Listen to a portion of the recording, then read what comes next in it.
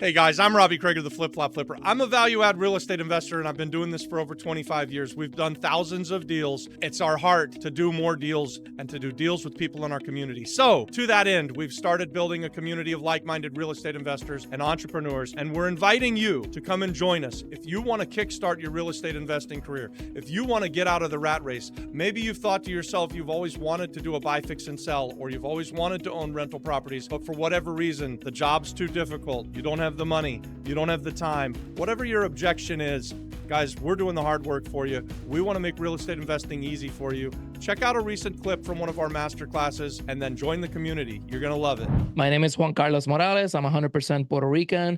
I've been an entrepreneur since I was a baby, and I've always liked figuring out ways to have other people pay for my stuff, right? So that's really the best way to put it. And I've done it with, I used to be a kite surfer. So when I got into kite surfing, a very expensive sport, I figured out that if I was able to teach people how to do it and I got really good at it, they would pay me a lot of money and I could use that money to buy equipment. So again, I didn't want to pay for the equipment, get other people to pay for it. So with that mindset, I think that kind of leans into what we're doing, which is how to buy these properties. And makes you a great real estate investor too. That's what it's all about, right? Exactly. So like for me, like the way I transitioned from that into Airbnb is that, again, I wanted to have a beach apartment and I wanted to have an apartment on the beach with a view. And I figured one of my kite surfing students became my roommate, and he actually told me that I could, rent the property while I wasn't using the whole property on this website called Airbnb, and I could make some money with it. So again, the same thing, right? I would be able to have my beach apartment and I would have other people pay for it when I wasn't there. So again, it just comes down from that. I think that today, I don't know if there's a lot of people that are thinking that way, but I do know for sure that every single person is looking for ways to prepare themselves for their retirement. So for me, when you ask me what I've been doing for the last 15 years is getting people to pay for my shit and also preparing myself for my retirement. Because I don't know about you, but I've noticed that nothing is for granted. And you may have your energy today, you may have all your skills, but God forbid something happens to you and you need to sustain yourself for the rest of your life. So for me, I always think that something's going to happen to me, I won't be able to work, and I want to make sure that I build a cash flow machine so that if I can't work, at least I can make $5,000 a month, $10,000 a month, $15,000 a month. And I think that should be your goal. Your goal should be to either figure out how to get other people to pay for your shit, or two, start building up that cash flow, whether it be $500 a month. It doesn't have to be $10,000 a month. I think that's a big mistake. It's all about getting like a quick win, get a couple of $100 of getting your money to work for you, and then slowly build that up. When I started with one apartment. I was making a couple of $100 a month. And today I sent you our August report. We make over $100,000 every month. I know we failed to get that out until just a few minutes ago. So, that was exciting. Yeah, but basically like, it starts with like, $1, then $2, then 10, etc. And you actually started out in the apartment you were renting it. So you did this thing called Airbnb arbitrage before anybody knew what the hell Airbnb arbitrage was. Exactly. So I think let's lean into like, what are the strategies that you can do in 2024 to make money? So I think what we're seeing right now in this market is that there is a lot of people that bought properties because they wanted to have a second home, and they actually bought a property at a very high valuation, most likely. And they, on the flip side of that, those same people, maybe they didn't prepare themselves that well to be able to like, manage this property. And they may have thought that it was going to be as easy as, uploading it to Airbnb and managing it remotely. Yeah. And what they're finding out is that this is actually a full-time job. Like running Airbnbs can be a full-time job. So if you are going to be a full-time real estate investor, or you want to get there at some point, it's going to be very hard for you to like, not get your hands dirty. So I would recommend that if you are here, you most likely want to kind of get in the game of doing it. And if you're able to identify some of these people that already have, gone through all the pain of acquiring this beachfront property or this amazing villa, and now they have a problem, which is that, oh shit, there's actually a lot of work. Like I don't want to do it. That's where you can step in. And I think that a lot of the ways to figure out who these people are, and I'm telling you, I'm giving you an option that's like extremely simple, no cost, but it does require a little bit of work, It's as simple as making phone calls, looking up information on the internet of what property is sold in which area, and just start like sniffing around to figure out who bought this property. So I'll give you a very simple example. Let's say that you want to focus on the area of, let's say, Ocean Park, Puerto Rico, right? You can easily go on the catastrodigital.com and you can zoom in and start clicking on the properties and start finding out the names of the people that own these properties, right? Especially they transacted recently. And you're able to see that the property kind of looks like an Airbnb. You can just tell, right? Like you can literally just go and knock on their door, like that simple, right? Or you could simply find out their name through some referrals and end up calling them directly and just approaching directly that person, right? Because you'd be surprised. I found a lot of deals doing that. It's literally just like knocking on the door and then just talking to people, right? So the beautiful thing about that is that you are coming in at the time where that person is motivated at the top or the highest, right? And you can come in with that solution. And at the end of the day, these people have, they have the money, they've invested in the property, and they don't have the time. So I think that would be a very you're simple. describing Airbnb arbitrage, right? Like Well, no, because at this point, what you're approaching this person with is to figure out a way where you can become the person that actually does the Airbnb management, right? Okay. And that could be, the management could be through a management fee, or it could be through an arbitrage. So think of it as a road, right? And you have two, like a fork. Yeah. Right. So the first thing I'm kind of proposing the idea of not buying the property or even renting it. You're proposing the idea of taking on the problems, the headaches, and managing the property for someone. Let me get to the what I want to go is that there's literally two buckets, right? When you're looking, one is I have the money, I want to become the investor. And I want to acquire the property. But I understand that for some people that are getting started, they don't have the capital to do that. So I'm proposing the second bucket, which is the lowest hanging fruit, right?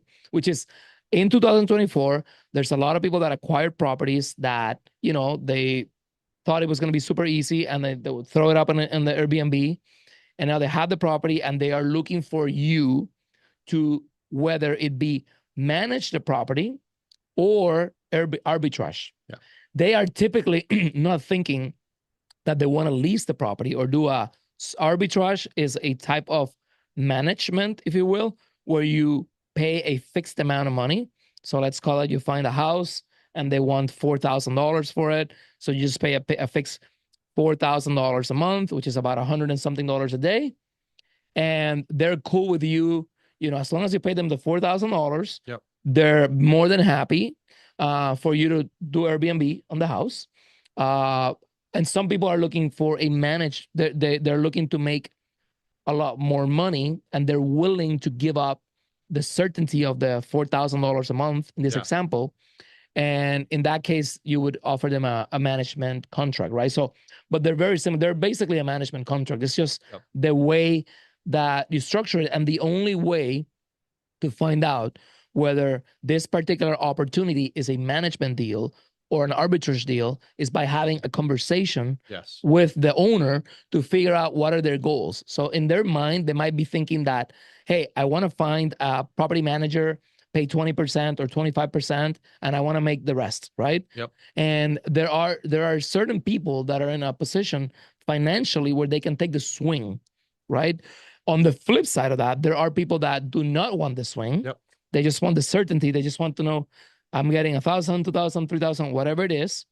And I'm happy with that. And at the end of the day, the key is that you cannot force anything on anybody, right? You just got to discover what actually fits best for that person. And the only way you can do that is by talking to people. It's that simple. I want to ask a couple questions because in my business, I don't mind the swing so much and I don't mind doing the work. Right. I have a business partner that would much prefer to make less but be certain. Right. So we're a good team because we'll do that. But you're right. If you were to come to us, depending on which one of us you talk to, it could be either way. I oftentimes am looking for people like this that will come in and manage a property for us. Or even I have long-term rents that I know would work well on Airbnb, but we're very happy to just take the kind of surefire, quick money put a person in there. It's easy. Yes. Long-term rents are easy for us. We've been doing it for 20 years. People could find real estate investors like that and rent a room, rent an apartment or rent 2 apartments and do the arbitrage. Or they could find someone where we have a small guest house and we're managing it in-house and we're, going to move to Kamoy, for instance. And so now we want to find somebody else to come in and take over the brain damage of actually managing it. Correct. So what would someone who's going to come in and manage it expect to earn monthly if you're just taking over the management of someone else's Airbnb? Yeah, if you are in the market in Puerto Rico, is 20%. Okay. Typically, I have seen some people demanding a lot more. I've had structures where I actually charge 20% of the first X amount of dollars. So I've had structures where the first $2,000 make 20%, and anything above that we make 30%. Right? And that's actually a cool structure, because what you're doing is you're saying, hey, if I'm mediocre, I'll get what everybody else gets. But if I'm great, then I make more. And guess what? You also make more. Yeah. So people love that, because they actually, I set my bar really low and I basically offer whatever else everybody offers. And I also say, hey, what if I make you more money? Can I take a little piece of that? Right. And usually people are like, yeah, make me like as much money as possible, right? Yeah. I wanna add a couple more strategies. So I've already told you about going to the Catastro Digital, finding out the person knocking on the door of the last sales, right? You can actually find the properties that just sold in the last 6 months. So typically when somebody's buying, they very likely have a problem, okay? They have to either improve the property, they have to figure out, they have some problems, right? And you can come in and you might not even come in as a manager, but you might come in as a problem solver, and then you can end up becoming the owner. So that's a little bit of a harder way. The other good old way that is available is to be on Clasificados online or even Zillow and just check for opportunities and freaking make calls to people. Like, honestly, like, I know that this is like so simple to understand. Like, you might think, oh man, everybody's doing it, but you would be shocked how many times I've seen deals I call and I get it first. Like, nobody saw it. I don't know how. So, and you're not even calling hundreds of people in a day or anything, and you still find deals. Can you imagine if you're out there and you want this to be your business, if you just put the effort in, call 50 people a day? And you know what? Like, I feel like some people might be, well, I'm scared of calling because what if I get a deal? I'm like, well, what's wrong with you? But I would even make the calls just for fun, just to get an idea of, like, just get better at asking questions. I have some videos on my YouTube channel where I'm actually talking. And when you make these calls, you have to act certain. You almost have to act like you've done this before, right? Right. And the only way you can get there is repetition. You have to do it 100 times. Yeah. That's what I think. And then finally, a third strategy that I really like to be able to find opportunities is simply like in condominiums specifically, and even in neighborhoods, just talking to the guards, the people that are in the front, the guards or the cleaners. They know everything that's going on, even the administrator. So if you can go straight to those people and simply ask them, hey, has anybody moved recently? Is anybody selling a property? Is anything for rent that I might be able to find or talk to somebody? These are really simple things. They're old school. I did not come up with them. These are actionable steps that anybody can take. And you know what? Believe it or not, this is exactly how I built my multi-million-dollar Airbnb business. Simply, I remember vividly going down, talking to the guards in the condominiums, having a conversation with them, talking to the administrator and asking them the very thing I just said, which is like, hey, do you know anybody that's moving, etc. The other thing that you can do is like when you're in proximity to a particular area, and I truly feel like what we make a massive mistake when we're looking for deals is that we're like all over the place. And I hate that, right? Like you'd be like, oh, maybe let me look in Ocean Park. Now let me look in Fajardo. Now let me look in freaking Jayuya. Let me look in Rincon. Like for me in particular, I don't like to do that. I like to zero in a particular area or a particular type of property and just freaking don't look anywhere else and just get really good at that.